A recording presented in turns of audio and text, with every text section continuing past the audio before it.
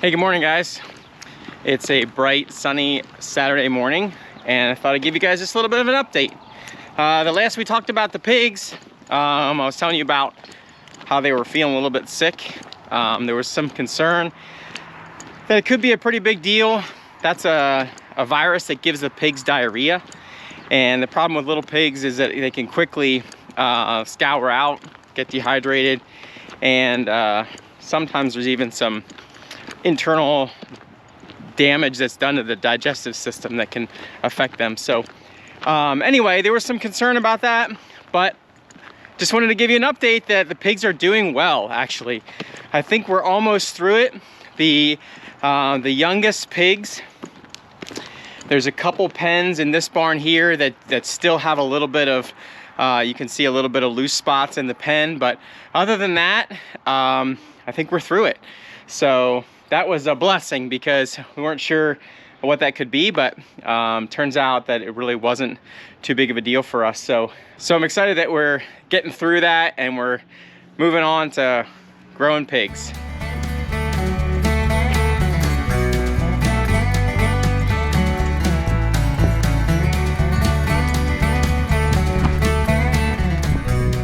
So we still have a few pens in here that we have on wet feed. So we're still feeding some of the Nextine product to them, trying to get them boosted. Some of them probably are not gonna make it. They're too far behind. But I think a good portion of them are actually coming out of it and we're doing well. So we keep sorting the pens out.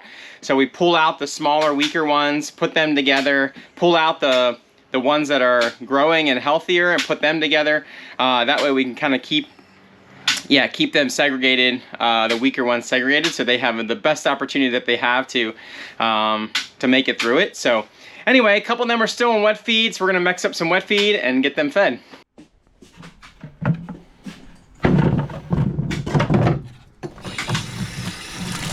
So I used this bucket to move some feed around yesterday. Gotta wash it out a little bit. So as you can see, we got good pressure again. We had a problem this week with our cistern pump. So this week we had to replace our cistern pump. So this barn, actually I don't know if we ever talked about this, but this barn, actually all of our hog barns, the water is pumped out of 2 large cisterns. And we have one well that slowly feeds both of those cisterns. And that way we have capacity on hand to meet the peak demand. But the cisterns kind of buffer that so that the well pump can keep after. So anyway, we had to replace the cistern pump. Here, I'll show you the cistern.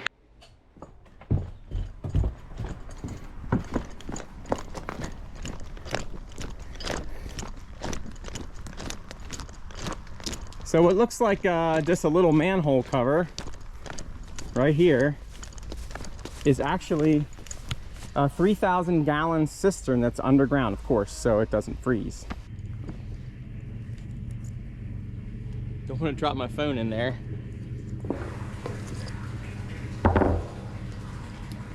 So the cistern's actually filling right now. You can see it. I don't know if you can see it or not.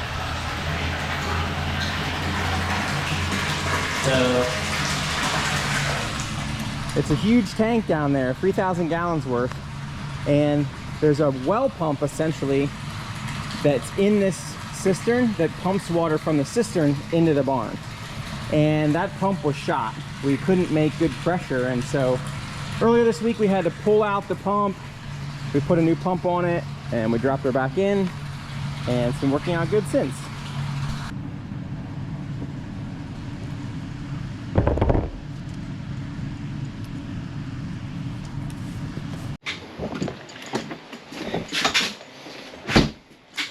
So, like I said, the cisterns help to buffer the demand because at peak demand on a hot day when the pigs are big, we'll need like probably 60 gallon minute to keep after on the demands of the pigs just drinking. So the well pump couldn't pump that fast, and so that way the three cistern pumps, all 20 gallon a minute pumps, can keep after, and meanwhile the well pump just is working in the background, kind of refilling the cisterns. But you know, it has all night to catch up, so it usually works out pretty good. We have had a couple days already on super hot days in the summer when the pigs were really big, like right before loadout, where the cisterns actually got low enough that the pumps shut off. Doesn't happen very often, but takes a lot of water to feed pigs.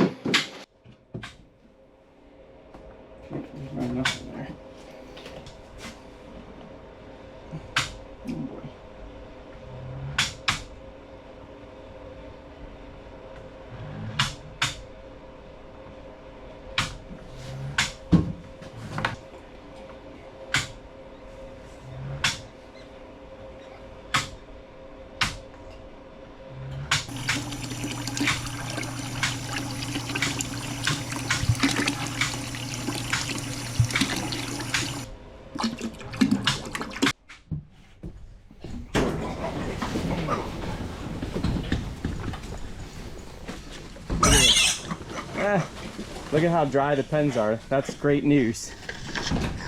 Same here. Pigs are clean, pens are dry. That's what we want to see. Here's a couple of our wet feed pens we gotta feed.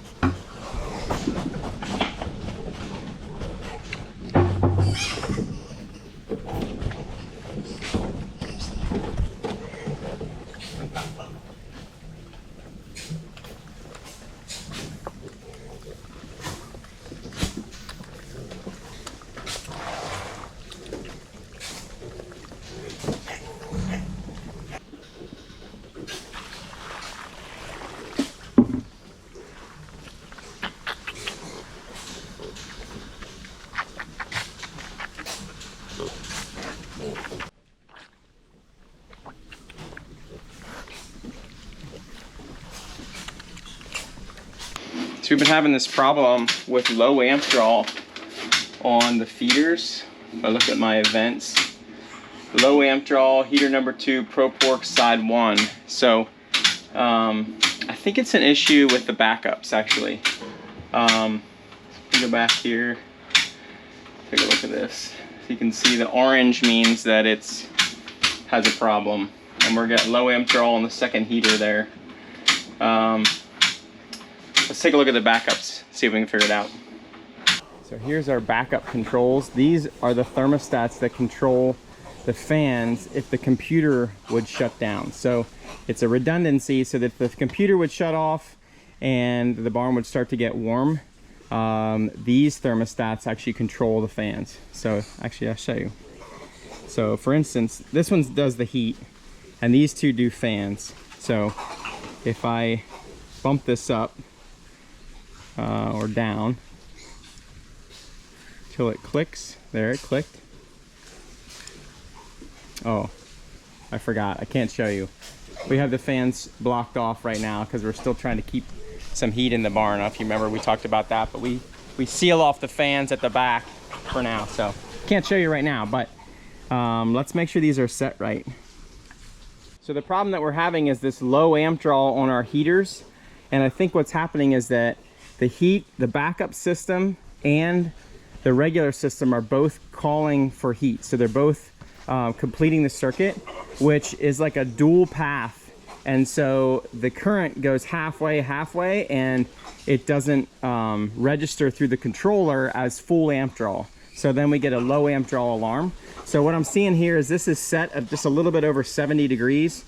And we are, I think the temp is set now low enough that this could be calling for it and the computer's controller. So I'm just gonna set this a little bit lower.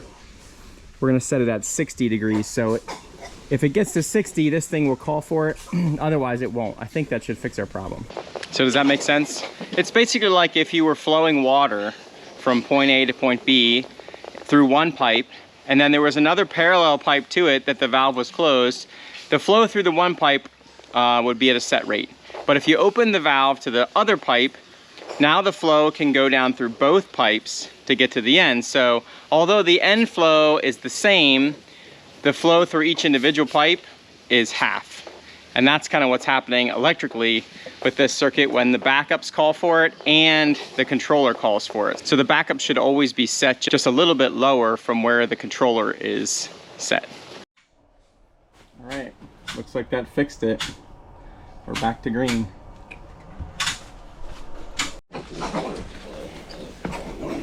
Still doing some slat feeding in this barn. Probably really wouldn't need to, but just because they were sick, we want to do all we can to get them growing as fast as we can. So again, this feed that we put down here is only just to increase exposure to the feed, kind of like get them like an appetizer, you know, because there's always feed in the feeder here. Feeders are full, so this is just to get them interested in eating as a little, I think appetizer is a good word.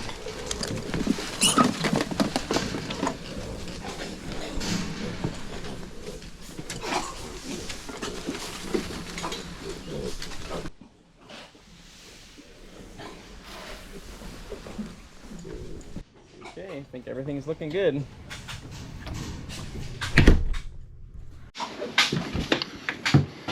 So I had a follow-up conversation this week about an issue that we were having actually before we put pigs in this barn, and I thought it was really interesting, so I thought I'd share a little bit about it with you guys. And the issue was that the pit was foaming. These barns all have a manure pit underneath the barn, so the floor is slatted, and all the manure that the pigs make goes down through the slats and is stored underneath the barn, and that's our storage, and then we pump it out and put it on the fields as fertilizer later in the year. But the issue was, I had checked the depth of our pit in the fall, early winter, and we were about 34 inches, which is normal. And all of a sudden I noticed that it looked like the pit was getting fuller and fuller and fuller, to the point where the foam was actually starting to come through the slats in spots. Now this was before we had pigs in here. We were waiting, after we had already sent pigs out, the barn was sitting empty for a little while. And when I came back in, I noticed that this foam was actually coming out of the slats. And so I started making a couple phone calls.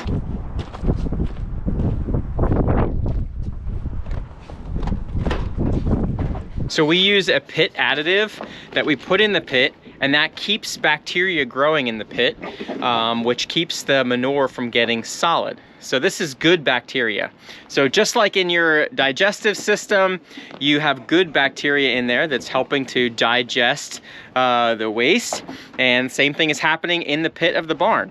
There's good bacteria in there that's helping to break down the solids and keep it liquid. And the reason it's important that we keep it liquid is because the only way to get the manure out of this barn is to pump it out.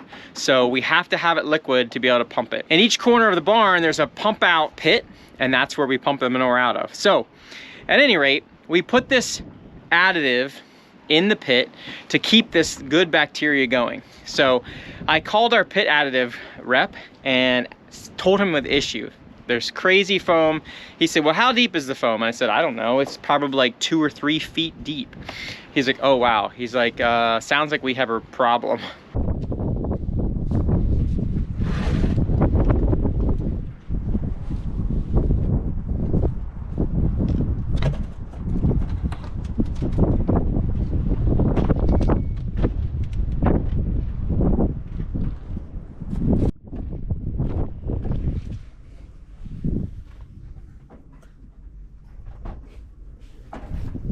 And the problem is that there's something other than the good bacteria growing in our pit. That bacteria is bacteria that actually creates methane. I think they call them methogens. So it's bacteria that as it decomposes the manure, it actually generates methane gas, which creates bubbles. and the bubbles make the foam.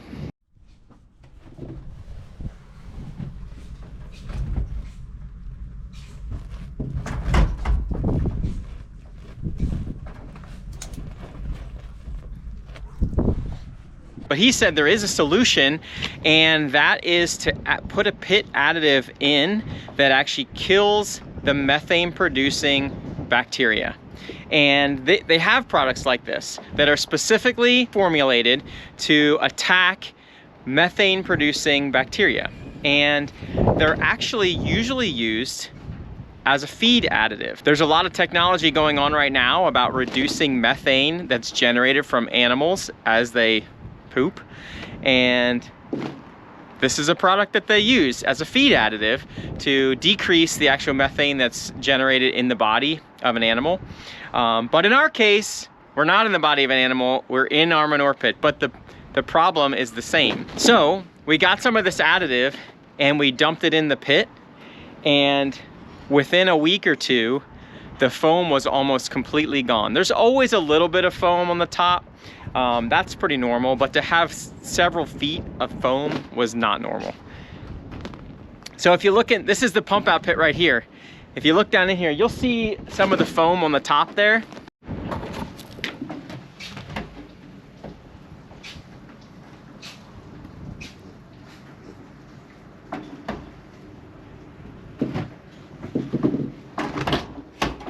But as you can see, we're nowhere near being full in the pit now.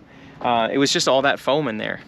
So anyway, I thought that was pretty interesting that this technology to reduce methane generating bacteria, that we could actually use that in our manure pit to fix this problem with foaming.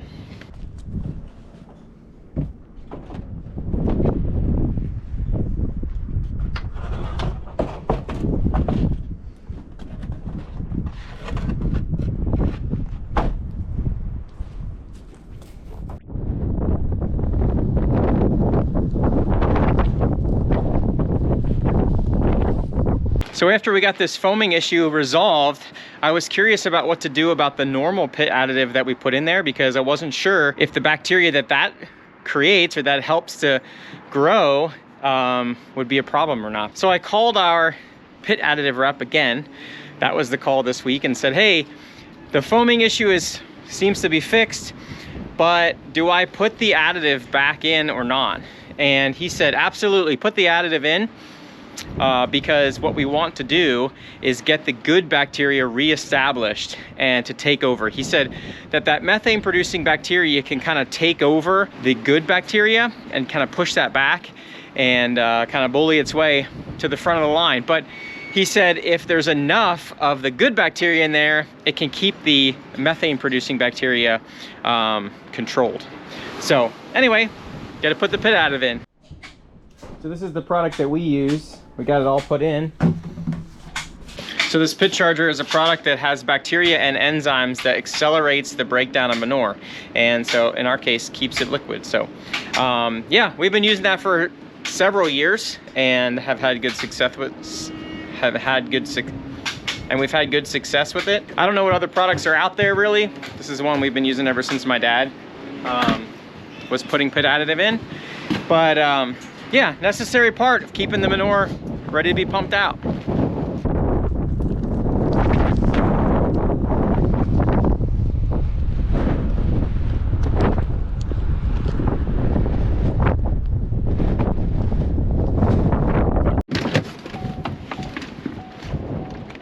Man, it's so windy here today. All right, we're off to the weld shop because we have got to get going on our sprayer project.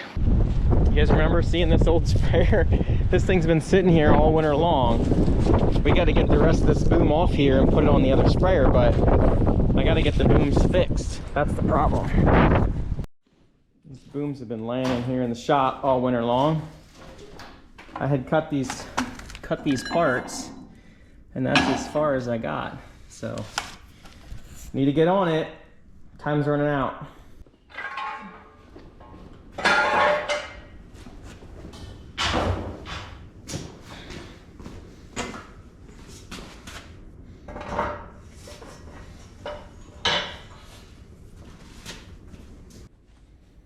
See, these ends are all boogered up. Someone tried to weld them before, but looks like maybe, I'm guessing that the boom got caught or hit sometime and it bent this all up. So I'm gonna cut that bracket off, and I cut this new bracket to fit on there.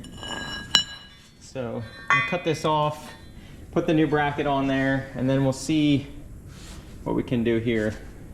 This is the pivot. So it goes like that, or yeah, I think it goes like that. You can see that it has to line up with the pivot down there. So, oh boy, see what we can do.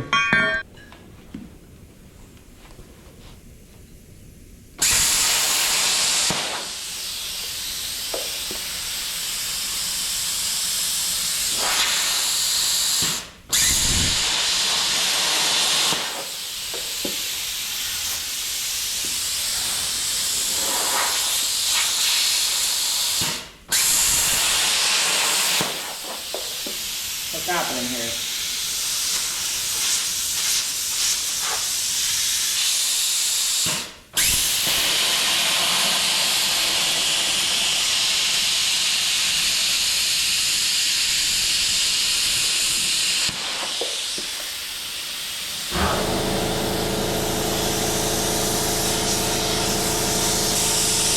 I think something's boogered up with our tip here. It's not coming straight.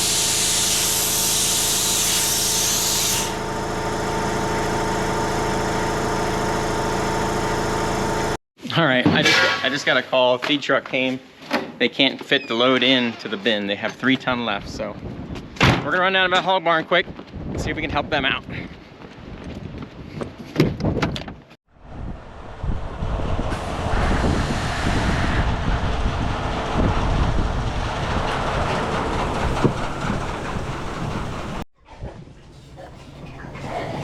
Look back and see. Got my little pusher brush.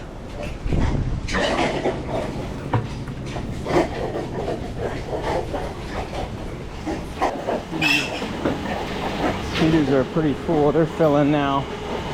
I just turned the feeders on, so we're filling. But there's some feed in there already. Oh, we can fit more though.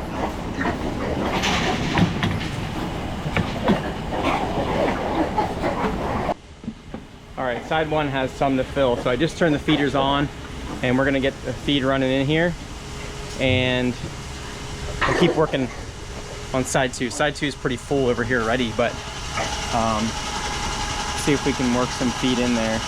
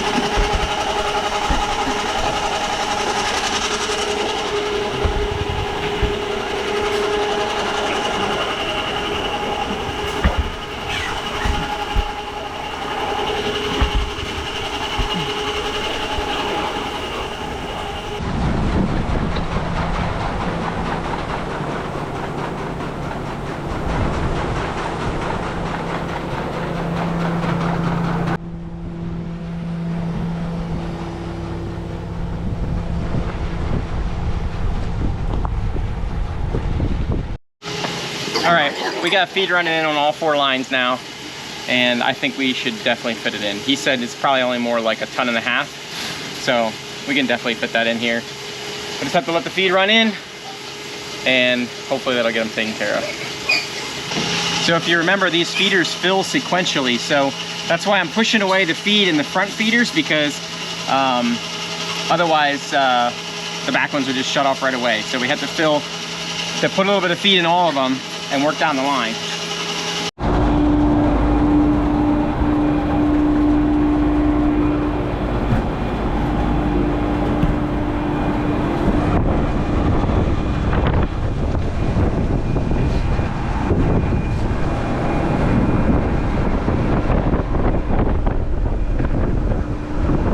some room now.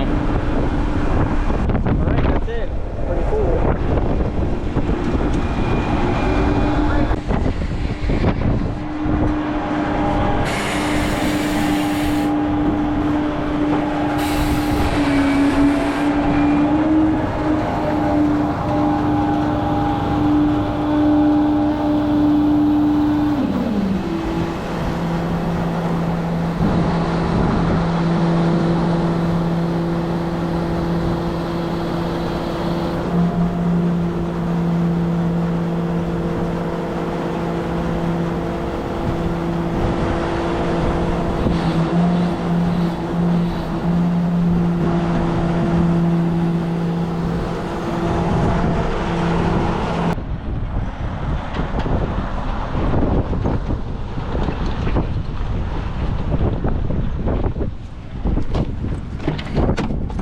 All right, well, I think we got them taken care of. Now it's back to the weld shop.